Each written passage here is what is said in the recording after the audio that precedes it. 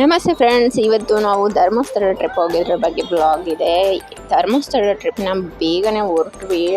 ಬೇಗ ಹೋದರೆ ಬಿಸಿಲಲ್ಲೆಲ್ಲ ತುಂಬ ಟಯರ್ಡ್ ಆಗಲ್ಲ, ಟ್ರೈನಿಂಗ್ ಈಸಿ ಇರುತ್ತೆ ಅಂದ್ಬಿಟ್ಟು. ಮೈ ಗಾಡ್, ರೋಡ್ ಅಂತೂ ಒಂದು 20 ಕಿಲೋಮೀಟರ್ ಕಿತ್ತೋಗಿದೆ. ಹೊಸ ರೋಡ್ ಮಾಡ್ತಾ ಇದ್ದಾರೆ, ಭಯಂಕರವಾಗಿದೆ ಅಂತ ಅನ್ನಿಸ್ತು. ನಾವು ಶಿರಾಡಿ ಘಾಟ್ನಿಕಂತ ಹೋಗಿದ್ವಿ. ಸೊ ಒಂದು 2 ಗಂಟೆ ಅಷ್ಟೊತ್ತಿಗೆಲ್ಲ ರೀಚ್ ಆದ್ವಿ.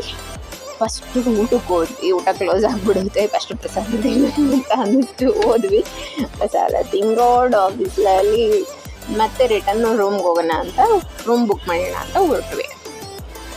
ಏನು ಬಿಸಿಲು ಅಂತೀರಾ, ಅಲ್ಲಿಟ್ರೆ ಸುಡ್ತಾ ಇರೋದು. ಸದ್ಯ ನಮ್ಮ ಪುಣ್ಯಕ್ಕೆ ಅಲ್ಲಲ್ಲೇ ಒಂಚೂರು ವೈಟ್ ಪೇಂಟ್ ಮಾಡ್ತಾಯಿದ್ರು, ಆವತ್ತಾನೇ ಮಾಡ್ತಾಯಿದ್ರು. ಸ್ವಲ್ಪ ಡ್ರೈ ಆಗಿರೋ ಕಡೆ ಎಲ್ಲ ನಡ್ಕೊಂಬಂದರು. ಸ್ವಲ್ಪ ಕ್ಯೂರ್ ಅನಿಸ್ತು. ಪಾಪ ಮ್ಯಾಟ್ ಎಲ್ಲ ಹಾಕಿದ್ದಾರೆ, ಬಟ್ ಆದ್ರೂ ಬಿಸಿಲು ಅಂದರೆ ಬಿಸಿಲು. ಜನನೂ ಅಷ್ಟನ್ನ ಇರಲಿಲ್ಲ. ನಾವು ಫಸ್ಟು ಓದಿಡ್ಗೆ ಪ್ರಸಾದಕ್ಕೆ ಹೋದ್ವಿ ಅಂದ್ಕೋಬೇಡಿ, ಯಾಕಂದರೆ ನಾವು ಹೋಗೋಕ್ಕೆ 2:30 ಆಗಿತ್ತು. ದರ್ಶನ ಎಲ್ಲ ಕ್ಲೋಸ್ ಆಗಿತ್ತು, 5 ಗಂಟೆಯಿಂದ ಸ್ಟಾರ್ಟ್ ಅಂತ ಹೇಳಿದ್ರು. ಸೊ ಅಲ್ಲಿ ಓದಿಡ್ಗೆ ಅಲ್ಲೇ ಸ್ಲಿಪ್ಪರ್ ಸ್ಟ್ಯಾಂಡಲ್ಲಿ ಸ್ಲಿಪ್ಪರ್ ಬಿಟ್ಬಿಟ್ಟು ಫಸ್ಟ್ ಊಟಕ್ಕೆ ಹೋದ್ವಿ ಪ್ರಸಾದಕ್ಕೆ. ಅದಾದಮೇಲೆ ತಿರ್ಗಾ ಪ್ರಸಾದನ ಮುಗಿಸ್ಕೊಂಡು ಬಂದು ರೂಮ್ ಬುಕ್ ಮಾಡೋಣ ಅಂತ ಹೊರಟ್ವಿ. ರೂಮ್ ಮಂದಿ ಸಹ್ಯಾದ್ರಲ್ಲಿ ಮಾಡಿದ್ವಿ. ರೂಮ್ ಚಾರ್ಜು ಸಹ ಜಾಸ್ತಿ ಮಾಡಿಬಿಟ್ಟಿದ್ದಾರೆ ಫ್ರೆಂಡ್ಸ್. ಫಸ್ಟ್ ಹೋದ ವರ್ಷ ಹೋದಾಗ 500 ಇತ್ತು, ಈ ಸಲ ಅಂತೂ 600 ಮಾಡಿಬಿಟ್ಟಿದ್ದಾರೆ. ಸೊ 800 ರೂಪಾಯಿ ಕಳಿಸ್ಕೊಡ್ತಾರೆ, 200 ರೂಪಾಯಿ ಎಕ್ಸ್ಟ್ರಾ ಆಮೇಲೆ ವಾಪಸ್ ಕೊಡ್ತಾರೆ. ಸೊ ರೂಮ್ ಎಲ್ಲ ಚೆನ್ನಾಗಿತ್ತು. ರೂಮ್ದೆಲ್ಲ ಏನು ಫೋಟೋಸ್ ತಗೊಳ್ಳಿಲ್ಲ. ಅಲ್ಲಿ ನಾವು ನಡ್ಕೊಂಡು ಹೋಗ್ಬೇಕಾದ್ರೆ ನಮಗೆ ಅಲ್ಲಿರೋ ಆಟ ಸಾಮಾನುಗಳಂತೆ ಅದಂತೆ ಇದಂತೆ ಎಲ್ಲ ಥಿಂಗ್ಸ್ ಇಟ್ಟಿರ್ತಾರಲ್ವ, ಅಂಗಡಿಗಳೆಲ್ಲ ನೋಡ್ತಾ ಇದ್ರೆ ನಮಗೆ ನಮ್ಮ ಚೈಲ್ಡ್ಹುಡ್ ಎಲ್ಲ ನೆನಪಾಗುತ್ತೆ. ಮಕ್ಕಳದ್ದು ಕರ್ಕೊಂಡು ಬಂದಾಗಂತೂ ಅಮ್ಮ ಅದು ಕೊಡಿಸು, ಅಪ್ಪ ಇದು ಕೊಡಿಸು ಅನ್ನೋ ಗಲಾಟೆ ಮಾಡ್ತಾಯಿದ್ರು. ಅವೆಲ್ಲ ಓಲ್ಡ್ ಮೆಮೊರೀಸು ಮತ್ತು ರೀಕ್ರಿಯೇಷನ್ ಆದಂಗೆ ಆಯಿತು ಮೈಂಡಲ್ಲಿ. ಸೊ ಕ್ಯೂಟ್ ಅನಿಸುತ್ತೆ. ಧರ್ಮಸ್ಥಳಕ್ಕೆ ಮಾತ್ರ ಎಸ್ಸೆಲ್ಲ ಹೋದ್ರೂ ಒಂಥರ ಮನಸ್ಸಿಗೆ ಹೊಸ ಅನುಭವನೇ ಸಿಗ್ತಾ ಇರುತ್ತೆ. ಇವತ್ತೇ ಫಸ್ಟ್ ಬಂದಿದ್ದೀನೋ ಅನ್ನೋ ಥರ ಒಂಥರ ಫ್ರೆಶ್ ಫೀಲೇ ಆಗ್ತಾ ಇರುತ್ತೆ ಯಾವಾಗಲೂ. ಇನ್ನೊಂದು ಅನಿಸ್ತು ನನಗೆ, ಏನು ಗೊತ್ತಾ, ಇಲ್ಲಿ ರೂಮ್ಗಳು ಸಿಕ್ಕಲಿಲ್ಲ ಅಂದರೂ ಬೇಕಾದರೆ ಆರಾಮಾಗಿ ಮೈಂಟೈನ್ ಮಾಡ್ಬೋದು ಅಂತ ಅನ್ನಿಸ್ತು. ಹೆಂಗಪ್ಪ ಅಂದರೆ ಅಲ್ಲಲ್ಲಿ ಮಲ್ಕೊಳ್ಳೋಕ್ಕೆ ವ್ಯವಸ್ಥೆನೂ ಇದೆ. ದೇವಸ್ಥಾನ ಮುಂದೆ ಒಂಥರ ಶೆಡ್ ಥರ ಹಾಕಿದ್ದಾರೆ, ಅದೇನಂತ ಕರಿಬೇಕು ನನಗೆ ಗೊತ್ತಿಲ್ಲ. ಲಾನೇನು ನಿಲ್ಲಿಸಿರ್ತಾರೆ ಸಮ್ ಟೈಮು, ಅಲ್ಲೇ ಮಲ್ಕೋಬೋದು. ಮತ್ತು ಎಲ್ಲ ಅಂದರೆ ಅಲ್ಲೇ ಟಾಯ್ಲೆಟ್ ವ್ಯವಸ್ಥೆಗಳು, ಬಾತ್ರೂಮ್ ವ್ಯವಸ್ಥೆಗಳು ತುಂಬ ಚೆನ್ನಾಗಿದೆ. ಸೊ ರೂಮ್ ಸಿಕ್ಕಲಿಲ್ಲ ಅಂದರೂ ಏನೂ ಟೆನ್ಷನ್ ಆಗಿಲ್ಲ, ಆರಾಮಾಗೆ ರಿಲ್ಯಾಕ್ಸಾಗಿ ರೆಡಿ ಆಗಿಬಿಟ್ಟು ಬರ್ಬೋದು. ನದಿ ಹತ್ರನೂ ತುಂಬ ಬಾತ್ರೂಮು ಟಾಯ್ಲೆಟ್ಸ್ ಎಲ್ಲ ಇದೆ, ಬಟ್ ನೀಟಾಗೂ ಇರುತ್ತೆ. ಸೊ ಅದೊಂದು ಪ್ಲಸ್ ಪಾಯಿಂಟ್, ಯಾವುದೇ ಪ್ರಾಬ್ಲಮ್ ಆಗೋಲ್ಲ. ಮತ್ತು ಇವಾಗ ದರ್ಶನಕ್ಕೆ ಸ್ವಲ್ಪ ಎಲ್ಲ ಚೇಂಜಸ್ ಮಾಡಿದ್ದಾರೆ, ಹೊಸ ಥರ ಮಾಡಿದ್ದಾರೆ. ಸ್ವಲ್ಪ ದಾರಿನೆಲ್ಲ ಚೇಂಜ್ ಮಾಡಿದ್ದಾರೆ. ನಾವು ಮೊದಲು ಹೋಗ್ತಾ ಇದ್ವಲ್ಲ ಆ ಥರ ಅಲ್ಲ. ಸೊ ಇವಾಗ ಅಲ್ಲಲ್ಲೇ ರೂಮ್ಗಳು ಮಾಡಿ ಒಂಥರ ತಿರುಪ್ತಿ ಇಲ್ಲಿ ದರ್ಶನ ಮಾಡ್ತೀವಲ್ಲ, ಹಾಲ್ಗಳು ಹೋಗಿ ಎಂಟ್ರಿ ಕೊಡ್ತಾ ಒಂದೊಂದು ಹಾಲ್ ಹೋಗಿ ಎಂಟ್ರಿ ಕೊಟ್ಟು ದರ್ಶನಕ್ಕೆ ಹೋಗ್ತೀವಲ್ಲ, ಆ ಥರ ಸೇಮ್ ಧರ್ಮಸ್ಥಳದಲ್ಲೂ ಮಾಡಿದ್ದಾರೆ. ಸೊ ಕಾಯಂಗೆ ಏನಿರಲ್ಲ, ಆರಾಮಾಗಿ ನಾವು ಅಕಸ್ಮಾತ್ ಕಾಯಬೇಕು ಅಂದರೂ ಆರಾಮಾಗಿ ಚೇರ್ ಮೇಲೆ ಕೂತ್ಕೊಂಡು, ಒಳ್ಳೆ AC ಹಾಲ್ ಇದೆ, ಅಲ್ಲಿ ನಿಯರು ಟಾಯ್ಲೆಟ್ ವ್ಯವಸ್ಥೆ ಇದೆ. ಅರ್ಜೆಂಟನವ್ರಿಗೆ ರೆಸ್ಟ್ ಮಾಡೋರ್ಗೆ ರೆಸ್ಟು, ಮಕ್ಕಳು ಹಾಲು ಕುಡಿಸೋರ್ಗೆ ಬೇಕಾದರೆ ಅದು ಮೇಂಟೈನ್ ಮಾಡೋಕ್ಕೂ ಒಂದು ರೂಮ್ ಅಂತೆ. ಈ ಥರ ಎಲ್ಲ ಫೆಸಿಲಿಟಿ ಇರೋವಂಥ ಹಾಲ್ಗಳು ಮಾಡಿದ್ದಾರೆ, ತುಂಬ ಚೆನ್ನಾಗಿದೆ. ಮತ್ತು ಅಲ್ಲೇ ದೊಡ್ಡ LED ಹಾಕ್ಬಿಟ್ಟು ಆ ರೂಮಿಂದು ಏನೇನು ಆಲ್ಟ್ರೇಷನ್ ಆಗಿದೆ, ಏನೇನು ಚೇಂಜಸ್ ಇದೆ ಅದ್ರ ಬಗ್ಗೆ ಎಲ್ಲ, ಅಂದರೆ ಇವಾಗ ನಾವು ಭಕ್ತಾದಿಗಳಿಗೆ ಏನೇನು ಫೆಸಿಲಿಟಿಗಳು ಮಾಡಿದ್ದೀವಿ ಅನ್ನೋದ್ರ ಬಗ್ಗೆ ಎಲ್ಲ ವಿಡಿಯೋಸ್ ಹಾಕಿರ್ತಾರೆ.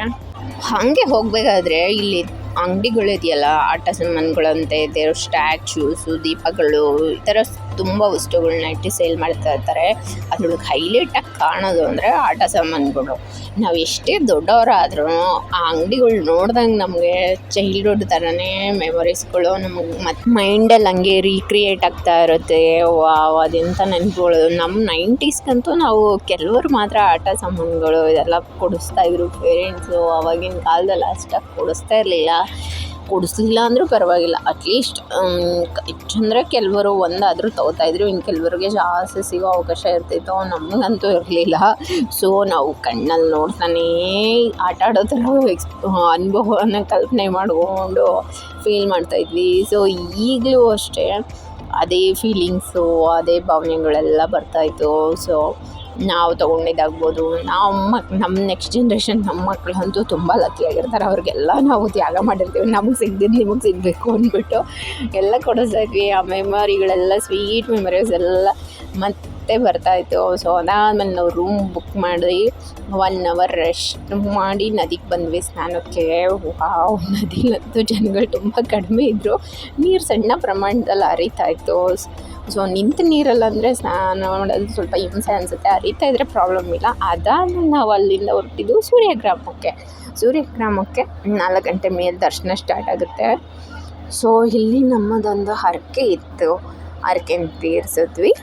ತುಂಬ ಚೆನ್ನಾಗಿ ದರ್ಶನ ಆಯಿತು. ಇಲ್ಲಂತೂ 100% ತುಂಬ ಪಾಸಿಟಿವ್ ಎನರ್ಜಿ ಇದೆ ಇಲ್ಲಿ. ತುಂಬ ಮೈಂಡು, ಆ ವಾತಾವರಣ ಆಗ್ಬೋದು, ಆ ದೇವ್ರ ದರ್ಶನ ಮಾಡಿದ್ಮೇಲೆ ಆಗ್ಬೋದು, ಆ ದೇವ್ರನ್ನಾಗ್ಬೋದು ನೋಡೋಕ್ಕೆಲ್ಲ ತುಂಬ ಪಾಸಿಟಿವ್ ವೈಬ್ಸ್ ಬರ್ತಾ ಇರುತ್ತೆ. ನಿಜಕ್ಕೂ ಈ ವಾತಾವರಣದಲ್ಲಿ ಸ್ವಲ್ಪ ಹೊತ್ತು ಕುತ್ಕೊಂಡು ಹೋಗೋಣ ಅನ್ನೋ ಥರ ಫೀಲ್ ಬರ್ತಾ ಇರುತ್ತೆ, ಅಷ್ಟು ಚೆನ್ನಾಗಿರುತ್ತೆ. ಅದಾದಮೇಲೆ ನಾವು ಹೊರಟಿದ್ದು ಶ್ರೀರಾಮ ಕ್ಷೇತ್ರಕ್ಕೆ. ಉಜ್ರಿಯಿಂದ ಮತ್ತೆ ಬರ್ತಾ ಶ್ರೀರಾಮ ಕ್ಷೇತ್ರ ಅಲ್ಲೇ ಸಿಗುತ್ತೆ ನಮಗೆ. ಅಲ್ಲಿ ದರ್ಶನ ಮಾಡಿಕೊಂಡು, ಇದು ತುಂಬ ಚೆನ್ನಾಗಿದೆ ದೇವಸ್ಥಾನ. ಮತ್ತೆ ಧರ್ಮಸ್ಥಳಕ್ಕೆ ಹೋಗಿ ಮತ್ತೆ ದರ್ಶನ ಮಾಡಿದ್ವಿ. ಸಾಯಂಕಾಲ ದರ್ಶನ ಮಾಡಿಕೊಂಡು ಮತ್ತೆ ನಾವು ಎಲ್ಲ ದರ್ಶನ ಮಾಡ್ಕೊಂಬರೋ ಅಷ್ಟೆಲ್ಲ 7 ಕಾಲಾಯಿತು. ಆಮೇಲೆ ಊಟಕ್ಕೆ ಹೋದ್ವಿ. ಅಲ್ಲೇ ಊಟ ಮಾಡಿಕೊಂಡು ಮತ್ತೆ ರೂಮ್ಗೆ ಹೋಗಿ ರೆಸ್ಟ್ ಮಾಡಿದ್ವಿ. ಅದಾದಮೇಲೆ ನಾವು ಒಂದು ರೌಂಡು ಬಸ್ ಸ್ಟಾಪು ಹೆಂಗಿದೆ ನೋಡೋಣ ಅಂತ ಹೋದ್ವಿ. KSRTC bus stop night view ಇದು ನೋಡಿ ಹೆಂಗಿದೆ. ಅಯ್ಯೋ, ನನಗಂತೂ ಶೈ ಆಗ್ತಾಯಿತ್ತು ಕ್ಯಾಮ್ರಾ ಹಿಡ್ಕೊಂಡು ವಿಡಿಯೋ ಮಾಡೋಕ್ಕೆ. ಸುಮ್ಮನೆ ಹಿಂಗೆ ಕೈಯಲ್ಲಿ ಹಿಡ್ಕೊಂಡು ಹಂಗೆ ಕ್ಯಾಪ್ಚರ್ ಮಾಡಿಕೊಂಡೆ. ಇದು ಒಂಥರ ಎಕ್ಸ್ಪೀರಿಯೆನ್ಸ್ ಚೆನ್ನಾಗಿರುತ್ತೆ. ಆ ಕಂಡಕ್ಟ್ರು ಡ್ರೈವರ್ಗಳೆಲ್ಲ ಅಲ್ಲಲ್ಲೇ ರೂಮ್ಗಳು ಕೊಟ್ಟಿರ್ತಾರೆ, ಅಲ್ಲಲ್ಲೇ ಮಲ್ಕೊಂಡು ನಿದ್ದೆ ಮಾಡ್ತಾಯಿದ್ರು. ಪ್ಯಾಸೆಂಜರ್ಸು ಅಷ್ಟೇ ಅಲ್ಲಲ್ಲೇ ಮಲ್ಕೊಂಡು ಹಾಸ್ಕೊಂಡು ನಿದ್ದೆ ಮಾಡ್ತಾಯಿದ್ರು. ಇನ್ನು ಕೆಲವು ಜನ ಬಸ್ ಹೊರಡೋಕ್ಕೆ ರೆಡಿ ಆಗ್ತಾಯಿದ್ರು. ಅಲ್ಲಿ ನೈಟ್ ಹೊರಡೋ ಅಂಥ ಬಸ್ಗಳ ರೂಟು ಎಲ್ಲ ರೆಡಿ ಆಗ್ತಾಯಿತ್ತು. ಒಂಥರ ಚೆನ್ನಾಗಿತ್ತು. ಅಂಗಡಿಗಳು ಅಷ್ಟೊತ್ತಾದರೂ ಓಪನ್ ಮಾಡಿ ಸರ್ವಿಸ್ ಕೊಡ್ತಾಯಿದ್ರು. ಒಂಥರ ಏನೋ ಡಿಫ್ರೆಂಟು, ತುಂಬ ಚೆನ್ನಾಗಿದ್ದಾಗ ನೋಡೋದಕ್ಕೂ, ಸ್ವಲ್ಪ ಖಾಲಿ ಇರೋದ್ರೆ ನೋಡೋದಕ್ಕೂ ಬಸ್ ಸ್ಟಾಪಲ್ಲಿ ಒಂಥರ ಫೀಲ್ ಆಗುತ್ತೆ.